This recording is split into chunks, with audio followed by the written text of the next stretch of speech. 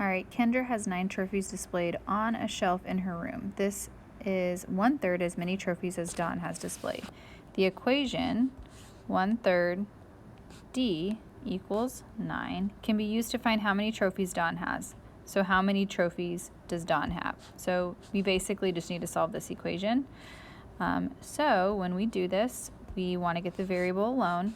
Right now it's being multiplied by 1/3, so we do the opposite, which is divide by 1/3. So we're going to divide both sides by 1/3. Our left side, we have D alone, and we need to do 9 divided by 1/3. So you could do this a multitude of ways. The way that we taught it is 9 over 1. We would make that a fraction, and then we need common denominators. So we need to change this to have a denominator of 3. So we would get 27 over 3 divided by 1/3.